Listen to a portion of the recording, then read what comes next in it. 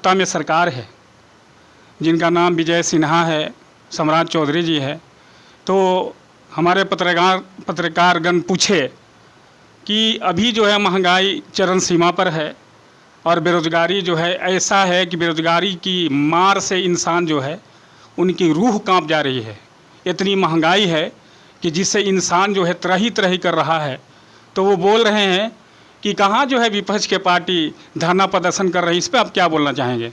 देखिए, सबसे पहले तो विजय सिन्हा जी और सम्राट चौधरी जी, ये दोनों बिहार के डिप्टी सीएम ज़रूर हैं, लेकिन बयानवीर हैं और ये लोग बयान देने में महारत हासिल किए हुए हैं। एक बात मैं पूछना चाहता हूँ, चुनाव परिणाम के बाद भी इन लोगों को अगर होश नहीं आया है तो अपना फिर से पन्ना पलट करके देख ले कि चुनाव में उनको जनता ने रिजेक्ट कर दिया। भारतीय जनता पार्टी को जनता ने रिजेक्ट कर दिया। नरेंद्र मोदी के नेतृत्व पर लोगों ने विश्वास नहीं किया और नरेंद्र मोदी जो कहा करते थे मोदी की गारंटी, मोदी सरकार, उसको जनता ने पूरी तरह से जनता के वोट से ही वो सत्ता से हो गए हैं बाहर। लेकिन जिस तरह से उनको सत्ता में बने रहने की बेचैनी थी, सत्ता में बने रहने के लिए वो हर तरह के समझौते के लिए तैयार थे, अपने विचार को बाज़ार में लाकर खड़ा कर दिए और 10 वर्षों के अंदर उनके मुंह से कभी ये नहीं निकला कि एनडीए की सरकार है। वो हमेशा कहते थे मोदी सरकार, भाजपा सरकार और मोदी की गारंटी। उनकी हवा निकल गई। एक बार भी आप परिणाम के बाद बता दीजिए कि कभी बोले हों मोदी सरकार, भाजपा सरकार या मोदी की गारंटी, तो इससे समझ में आ जाता है। उनका कहना है, पत्रकारगण पूछे कि तेजस्वी के सरकार में शिक्षकों की नौकरी लगी 1 लाख या 1.5 लाख, तो वो बोलते हैं कि तेजस्वी की सरकार में नहीं, वो माननीय नीतीश कुमार जो है वो नौकरी को दिए। अगर तेजस्वी जी दिए हैं तो उनका जो है कोई लिखित रूप से दे कि हम जो है नौकरी इतने को दिया है। इस पर आप क्या बोलना? देखिए, ये बताने की ज़रूरत नहीं है। 2020 के चुनाव में तेजस्वी जी ने 10 लाख नौकरी की जब बात की थी तो मुख्यमंत्री जी गोपालगंज की सभा में क्या कहे थे कि कहाँ से नौकरी देगा, बप्पा के यहाँ से देगा, तनख्वाह कहाँ से देगा, जेलवा से देगा। उसी थके हुए मुख्यमंत्री को जब तेजस्वी जी भारतीय जनता पार्टी को छोड़ करके नीतीश जी आए लालू जी के पास, तेजस्वी जी के पास, कि हम लोग समाजवादी एक हैं, इकट्ठे हो जाएं, तो तेजस्वी जी ने एक ही शर्त रखा कि हम जो 10 लाख नौकरी की बात किए हैं उसको हम आगे बढ़ाएंगे। तो मुख्यमंत्री जी सहमत हुए और आपने देखा 17 महीने के सरकार में हमने 5 लाख के करीब नौकरियां दी और 70 दिनों के अंदर 1,70,000 टीचरों की बहाली की। जब हम सत्ता से बाहर हुए इनके द्वारा साजिश के कारण, तो आपने देखा होगा कि TRE 3 का जब एग्ज़ाम लिए तो पर्चा लीक हो गया।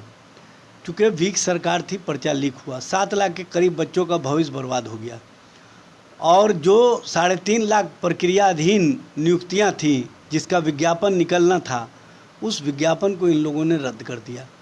तो ये जो बोलते हैं उसमें कहीं सच्चाई नहीं है।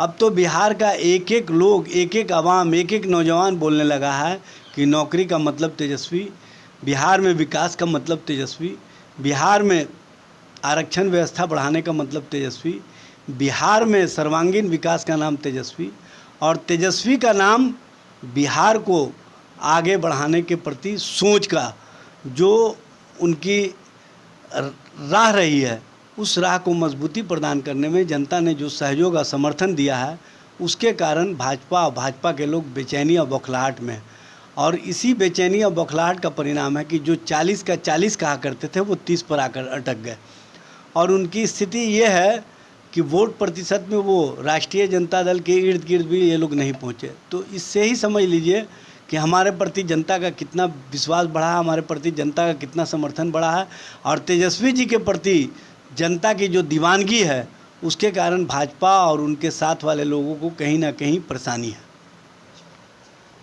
जो सीट पर खुशी मना रही है, जहां जीत हासिल हुई है, तो अब की बार वो खुशी ना मना पाएंगे क्योंकि जनता जो है पूर्ण रूप से एनडीए को 4। इस पर आप क्या बोलना चाहते हैं?